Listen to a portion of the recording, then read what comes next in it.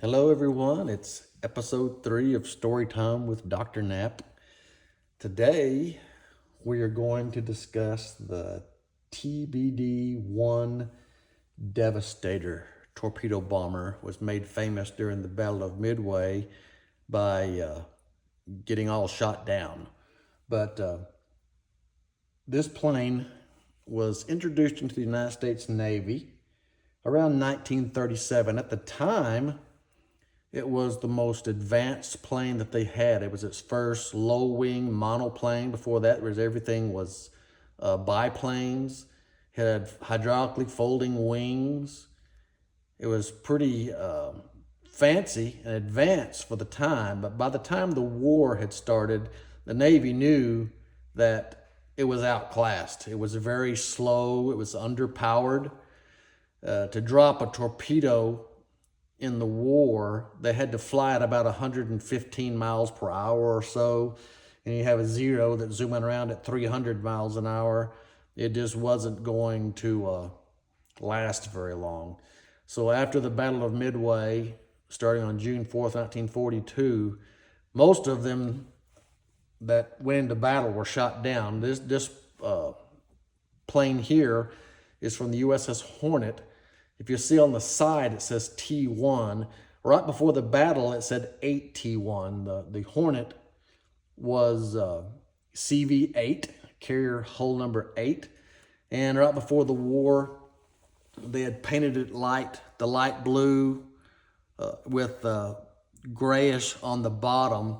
Before that, they were silver they had yellow wings. Depending on what carrier you're on, they used colors to signify what ship they were from. But before the Battle of Midway, they painted over all the red dots in the middle of the roundels of the stars.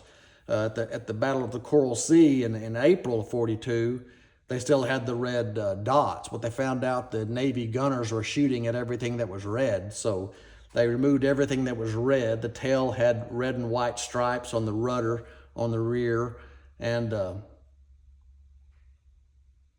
it ended up in what you see right here. Right before the Battle of Midway, it used to say 8-T-1, and somebody come up with the idea, if the Japanese see the 8, they'll know what ship's here. So they painted that over. I don't know how good that worked, but that's what it represents here. The Devastator came in 2 versions. They could modify the planes to a torpedo version, which everybody knew about, and a bomber version. It actually has a little bomb bay right behind the engine on the bottom. And after Pearl Harbor, the Navy went out to try to find some targets to hit, and they did some hit and run raids in the Marcus Islands, where the Devastators actually did a pretty good job, but they were mainly just bombing instead of using torpedoes. So they had some successes that most people don't ever hear about. And at the Battle of the Coral Sea, they actually got some hits on the carrier Hosho. It was an escort carrier, or a small carrier for the Japanese. So it did have some success. They were always battling the Mark 13 torpedo that you can see underneath the plane here, because they were notorious for not working right. And the Navy Ordnance Bureau was arrogant enough that they said it can't be our fault because we're good. And it took over a year really to get that problem fixed.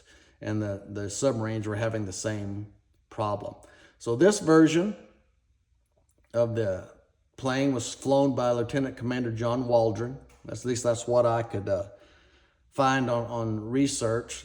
It is now sitting somewhere about 15,000 feet down at the bottom of the Pacific, northwest of Midway Island. So all the planes of the Devastators that took off from the carrier Hornet, all the Devastators were shot down on the attack. 1 crew member survived, Ensign George Gay. I had the honor of meeting him in 1978 at Western Plaza Mall at the Hastings Bookstore in Amarillo.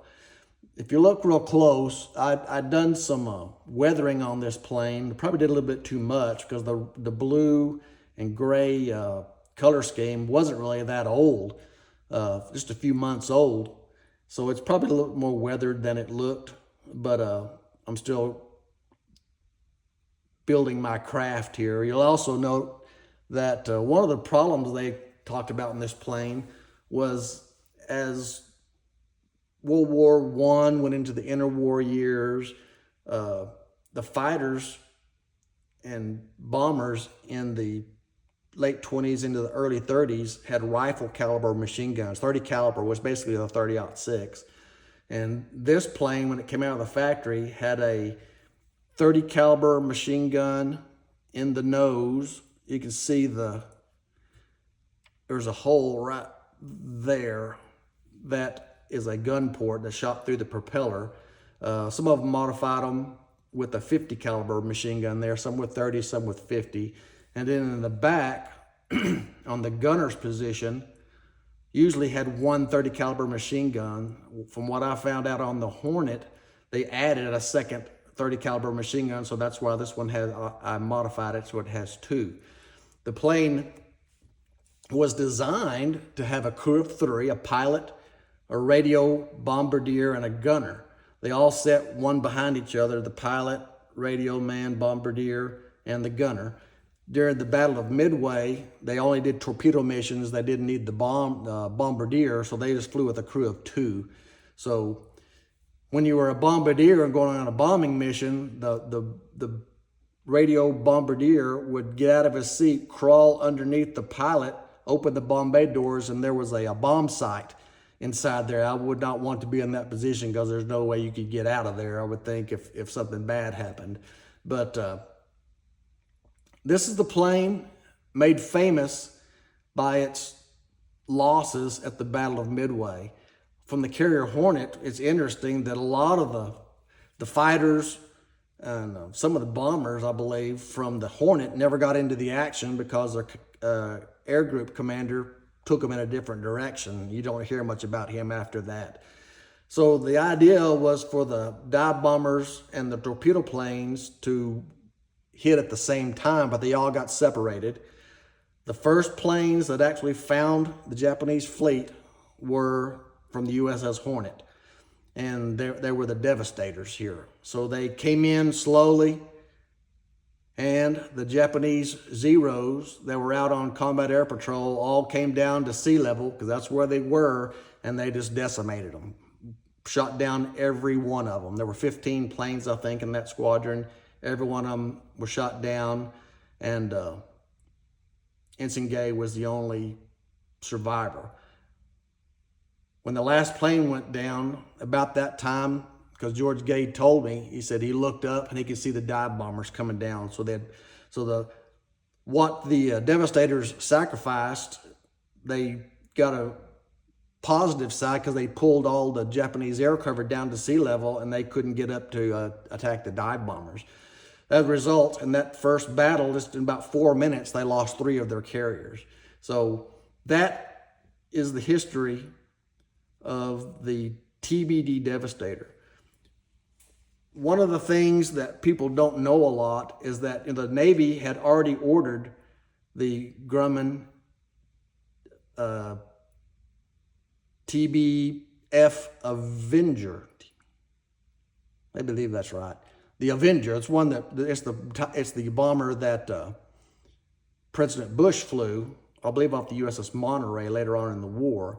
But there were 6 of those planes that actually lettered for the Hornet. There were the replacements for these planes, but they were flown into Midway Island, and they flew into action. Hardly any training on it at all, and there were 6 of those. Only 1 made it back. So that was the introduction to the Avenger to World War II, and they went on to be a very successful airplane. But there are no surviving examples of a TBD Devastator on display anywhere in the world.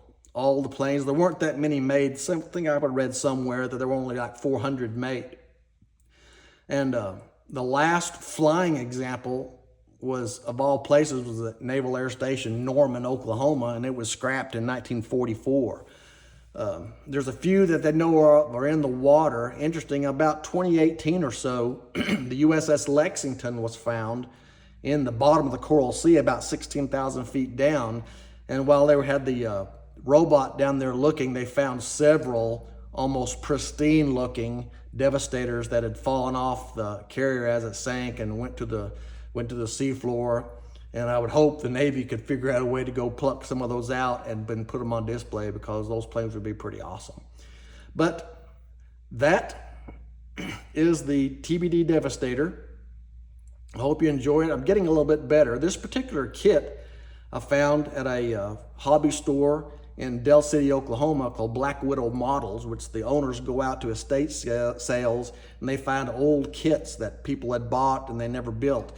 So this particular kit was released in 1974, and I almost bet, because the instructions are all yellow, I bet this model is probably 50 years old. I actually built it around 1976.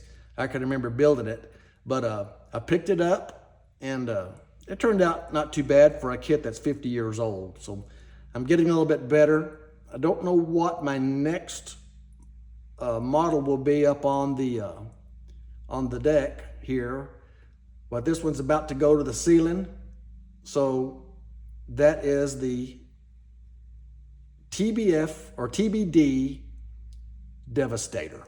We'll see you later.